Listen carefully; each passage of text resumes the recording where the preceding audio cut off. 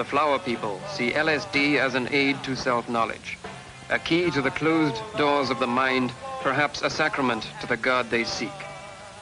The hippies use LSD as a vehicle unto themselves.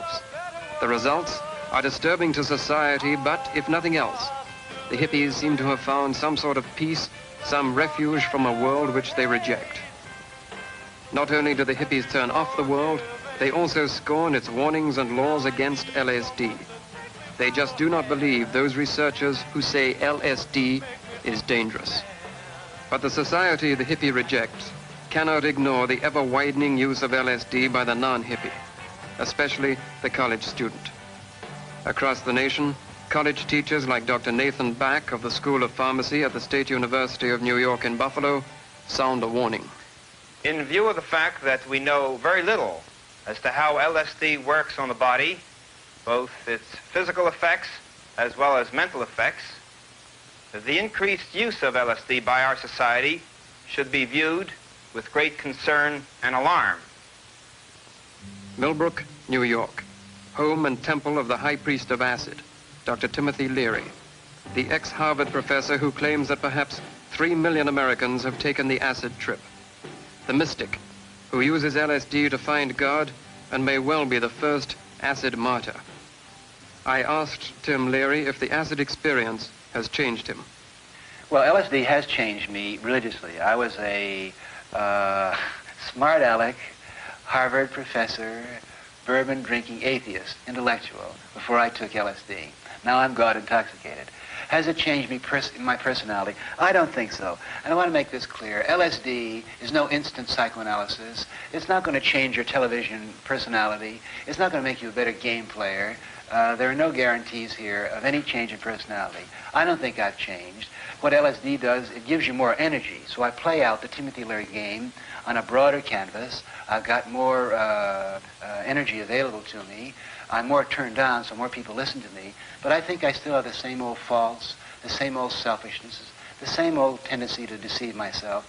See what's happening in the United States today, as millions of people, particularly young people, are taking LSD, they're just turning off.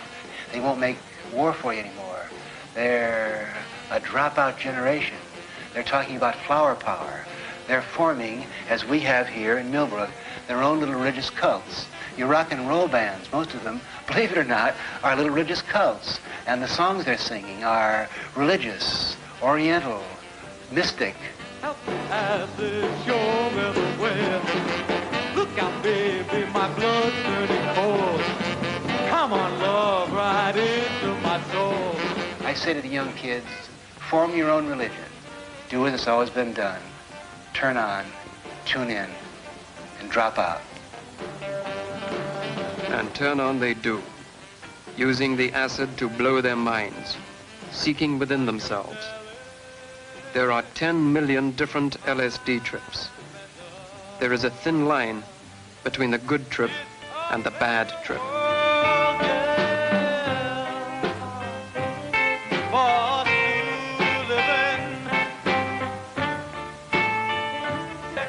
The hippies, the flower people, see LSD as an aid to self-knowledge, a key to the closed doors of the mind, perhaps a sacrament to the God they seek. The hippies use LSD as a vehicle unto themselves. The results are disturbing to society, but if nothing else, the hippies seem to have found some sort of peace, some refuge from a world which they reject. Not only do the hippies turn off the world, they also scorn its warnings and laws against LSD. They just do not believe those researchers who say LSD is dangerous. But the society the hippie rejects cannot ignore the ever-widening use of LSD by the non-hippie, especially the college student. Across the nation, college teachers like Dr. Nathan Back of the School of Pharmacy at the State University of New York in Buffalo sound a warning. In view of the fact that we know very little as to how LSD works on the body, both its physical effects as well as mental effects, the increased use of LSD by our society should be viewed with great concern and alarm. Millbrook, New York, home and temple of the high priest of acid, Dr. Timothy Leary, the ex-Harvard professor who claims that perhaps 3 million Americans have taken the acid trip. the mystic, who uses LSD to find God and may well be the first acid martyr. I asked Tim Leary if the acid experience has changed him. Well, LSD has changed me religiously. I was a smart aleck, Harvard professor, bourbon-drinking atheist, intellectual, before I took LSD. Now I'm God intoxicated. Has it changed me in my personality? I don't think so. And I want to make this clear. LSD is no instant psychoanalysis. It's not going to change your television personality. It's not going to make you a better game player. There are no guarantees here of any change in personality. I don't think I've changed. What LSD does, it gives you more energy. So I play out the Timothy Leary game on a broader canvas. I've got more energy available to me. I'm more turned on, so more people listen to me. But I think I still have the same old faults, the same old selfishness, the same old tendency to deceive myself. You see, what's happening in the United States today, as millions of people, particularly young people, are taking LSD, they're just turning off. They won't make war for you anymore. They're a dropout generation. They're talking about flower power. They're forming, as we have here in Millbrook, their own little religious cults. Your rock and roll bands, most of them, believe it or not, are little religious cults. And the songs they're singing are religious, oriental, mystic. Help has this show everywhere. Look out, baby, my blood's turning cold. Come on, love, right into my soul. I say to the young kids, form your own religion. Do as it's always been done. Turn on, tune in, and drop out. And turn on they do, using the acid to blow their minds, seeking within themselves. There are 10 million different LSD trips. There is a thin line between the good trip and the bad trip.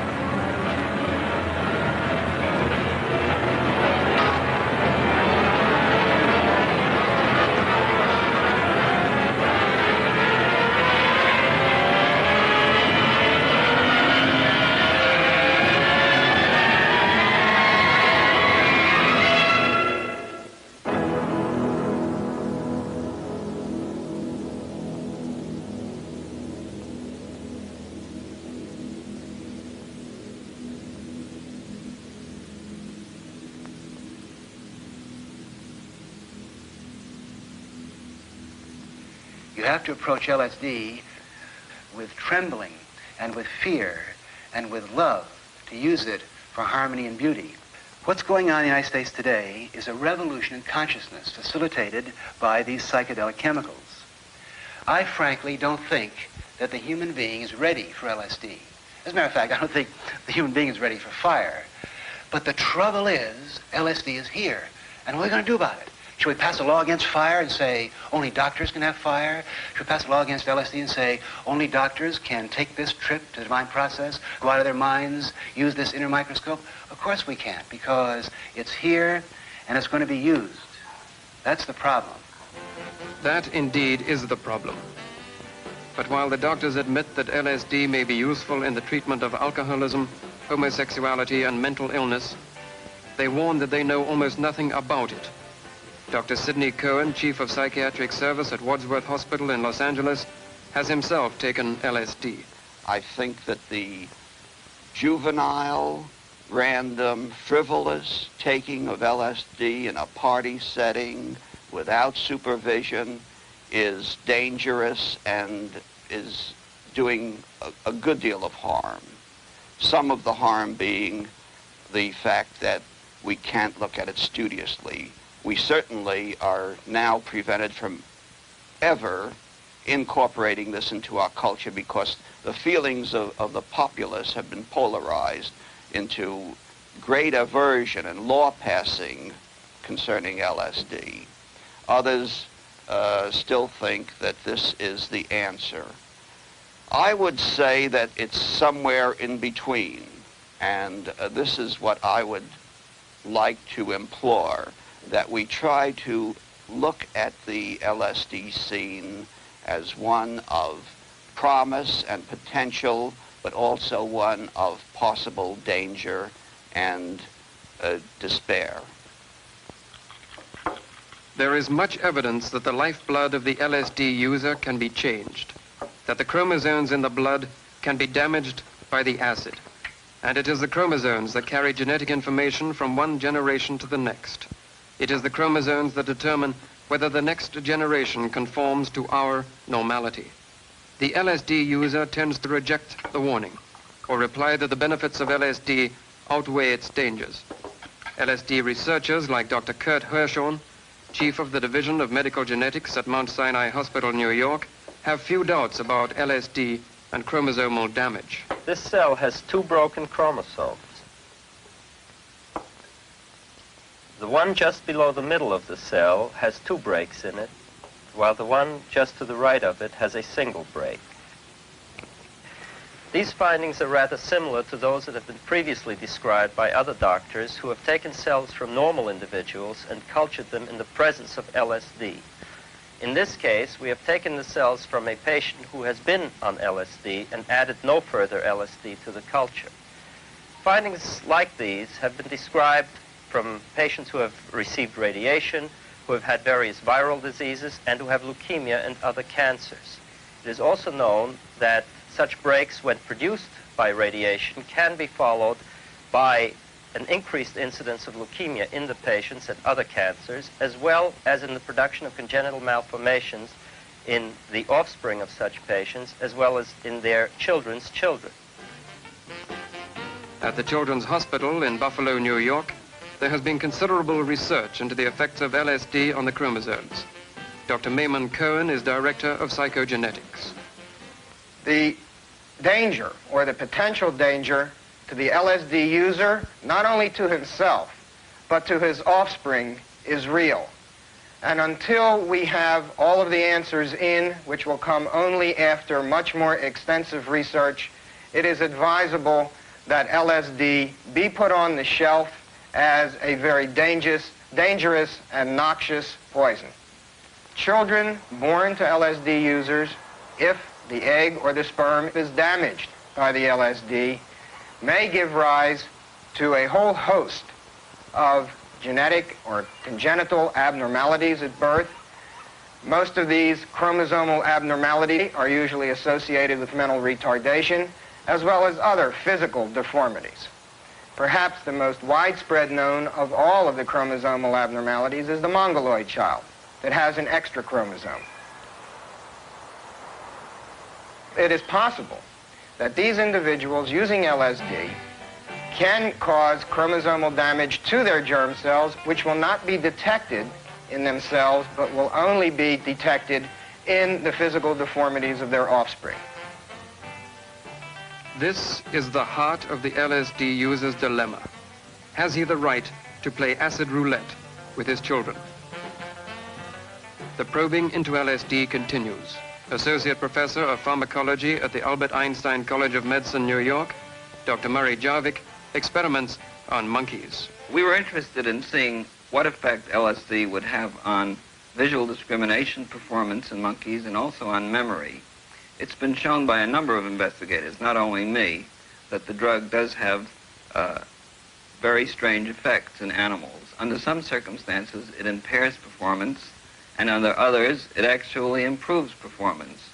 But a great deal more work remains to be done before we can really understand what the drug does and how it is doing it. Dr. Jarvik wants to know how LSD affects the rhesus monkey. He injects the drug into monkeys to find out whether he can duplicate man's LSD experience in the animal closest to man. Dr. Jarvik says that the LSD effects can be seen in the rhesus monkey, yet LSD remains an enigma. Performance on a test of short-term memory was impaired by rather small doses of LSD in our monkeys. We used what's known as a delayed alternation test and found that as little as 5 gamma, that is 5 millionths of a gram per kilogram, was capable of impairing performance in these animals. On the other hand, other investigators have found that very low doses of LSD would improve performance in certain types of visual discrimination tests, inability of an animal to discriminate flicker from steady light. The most important thing that is still unexplained is the mechanism whereby this drug produces its effects. Despite a tremendous amount of research that's gone into this, and there must be well over 1,000 research papers on the effects of LSD, we still don't know what the basic mechanism of action of this drug is in the brain.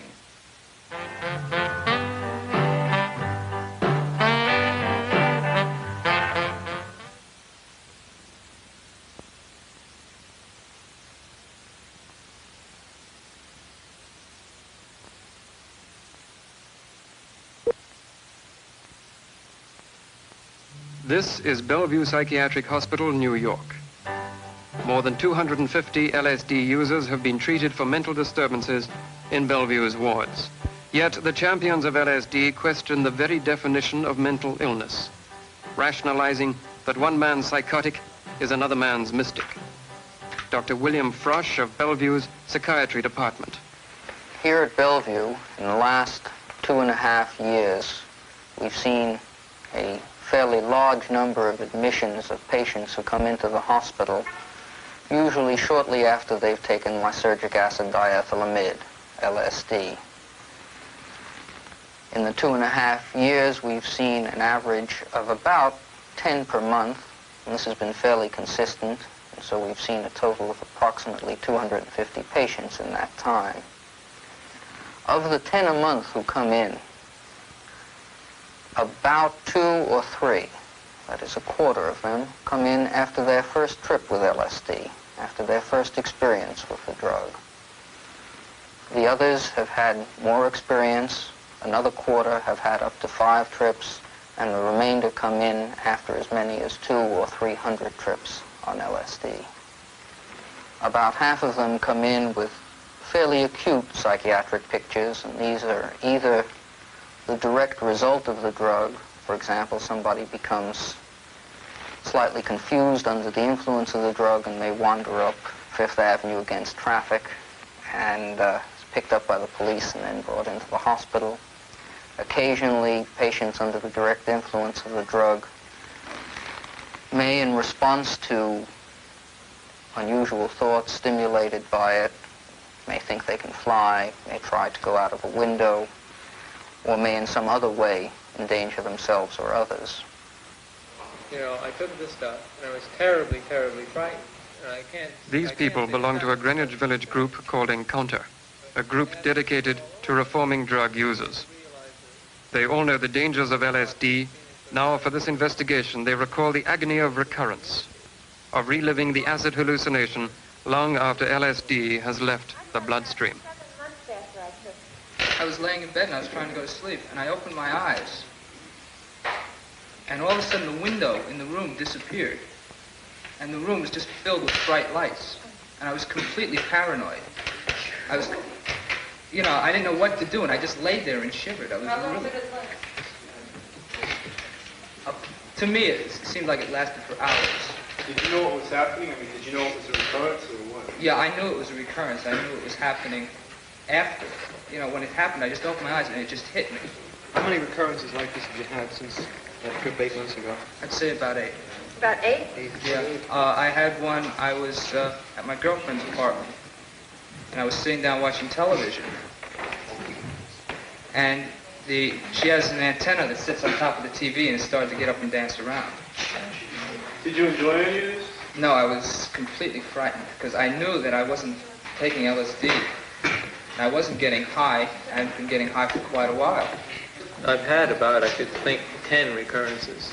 But what bothered me was having them on the job, because, you know, I would be working and suddenly, oh, Jesus, you know, and I would drop whatever I had, and this meant like graduates and syringes and surgeon's tools, crash on the floor.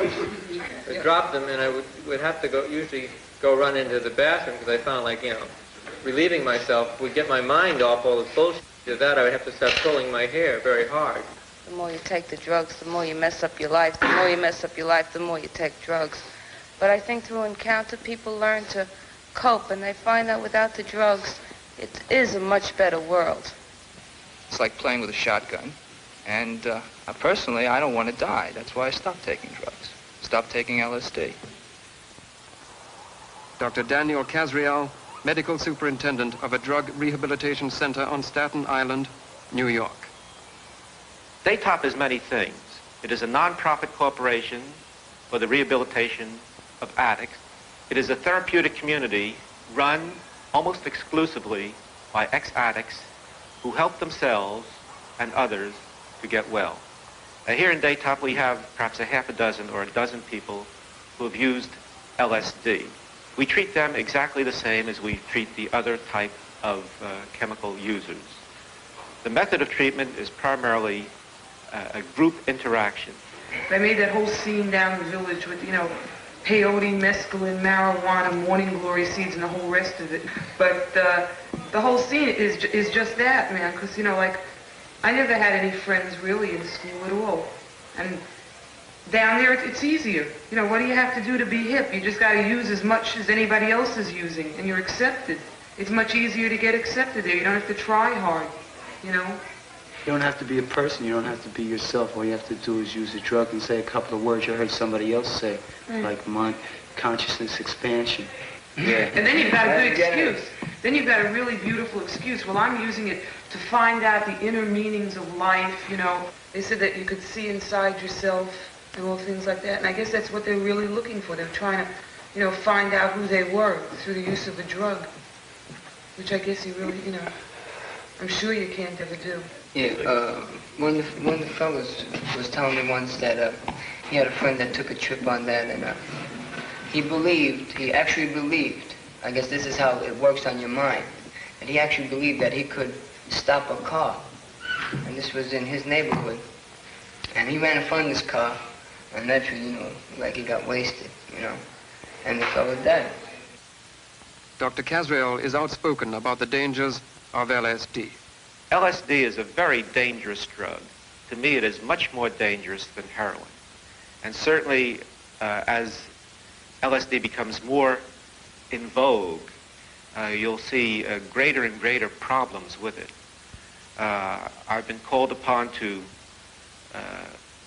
evaluate a boy who murdered while under the influence of LSD. I've known people who committed suicide under the influence of LSD. And I've known many who have become psychotic weeks and months after having used LSD. And even for those who do not become psychotic, those who have habituated themselves with the use of LSD seem to be changed and different. They are emotionally flat to the observer, even though introspectively they say they have tremendous feelings. They don't seem to be able to relate emotionally to other human beings. And what's even more frightening, they don't seem to care to relate to other human beings. Richard Lynch is an actor. Until June this year, he was also an LSD user. On June the 28th, 1967, I had strolled into the park of Central Park, and with a half a gallon of gasoline, I set myself on fire under the influence of LSD. I have had quite a few LSD experiences. When I attempted my last trip, I had just finished a screen test with Columbia Motion Pictures, and my career was flowering. I was a prosperous, promising young actor. If you would ever tell me that I would go into Central Park and try to burn myself to death, I would say that you were out of your mind. If you've taken your last, what you call your last LSD trip, and you really want to be hip, well, dig it, man. Be hip. Lay off it, because it does affect the mind. I'm a perfect example of what LSD can do to the human mind.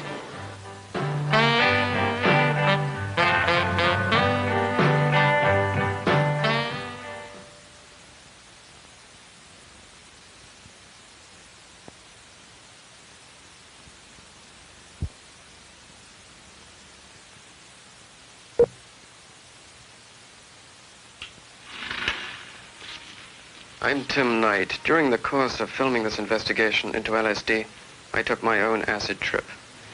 It was important to do that, important to get a fuller, more meaningful understanding of the acid experience. I was one of the lucky ones. I came out of my trip apparently undamaged. In fact, I had a good trip. I tried to recreate that trip on film. That's what you saw in the dream sequence earlier. You saw a young girl on her own trip. But since it was impossible to reproduce her trip, I substituted my own. It was authentic. You take a trip like that, knowing the dangers, for a reason. You want to know what all the excitement is about. You want to know what the acid trip is. Now I've taken the trip and I know what it does. And I believe strongly, I am convinced, that the dangers of LSD far outweigh any benefits. The scientists agree. They agree that the acid trip, the LSD trip, is just not worth taking.